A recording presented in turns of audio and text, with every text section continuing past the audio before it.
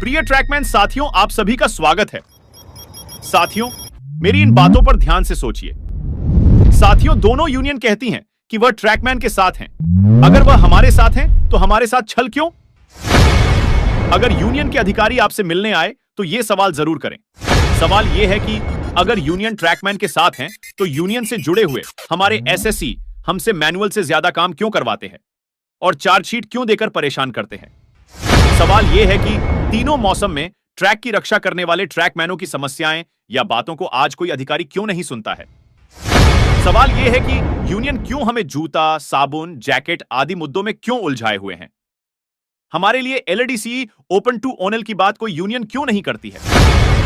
सवाल यह है कि कीमैन के लोकेशन को ट्रेस करने के लिए जीपीएस सभी जगह दे दी गई, लेकिन ट्रेन से रनओवर होने से बचने के लिए रक्षक डिवाइस आज तक सभी गैंगमेट और कीमैन को क्यों नहीं दी जा रही है?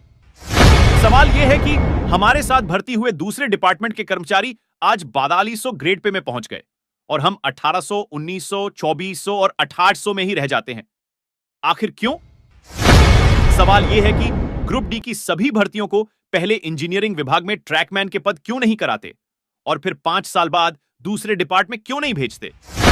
सवाल यह है कि सबसे ज्यादा एब्सेंट ट्रैकमैन के ही क्यों होती है और सबसे ज्यादा चार्जशीट क्यों दी जाती है, जबकि दूसरे डिपार्ट के कर्मचारी रिटायर्ड हो जाते हैं फिर भी एक भी एब्सेंट या चार्जशीट नहीं मिलती। सवाल यह है कि दूसरे डिपार्ट में हर साल बहुत से पोस्ट पर भर्ती एलडीसी के तहत होती हैं, लेकिन हमारे डिपार्ट में क्यों नहीं होती हैं?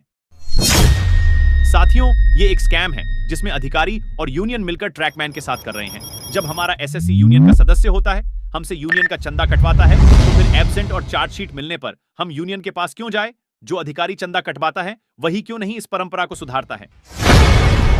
सबसे ज्यादा यूनियन को चंदा ट्रैकमैन ही देता है, दूसरे डिपार्ट से उन्हें इतना चंदा नहीं मिलता है, इसलिए यूनियन ही चंदा कटवाने के लिए एसएससी से कहती है ट्रैकमैन का शोषण करो ताकि ये दबाव में आकर चंदा देते रहे और यूनियन को चंदा कटवाने के लिए ट्रैकमैन के पास जाना ना पड़े और एसएससी को भी चंदा के पैसे से 20%, 30% कमीशन मिलता रहे।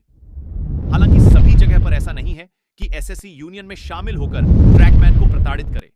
कहीं कहीं अच्छे अधिकारी और एसएससी भी है। अब आपको सोचना है, आपको गुलामी से निकलना है या इन्हीं यूनियन के चंगुल में फंसे रहना है। अपने वोट का सही उपयोग करें। जो आपके लिए लड़ रहा है, आपकी अंतरात्मा में सोचकर वोट देना। धन्यवाद। आपका छोटा भाई एक ट्रैकमैन साथी की आवाज। दोस्तों, इस वीडियो को आग की तरफ फैला दो। जय हिंद, जय रेल, जय ट्रैकमैन।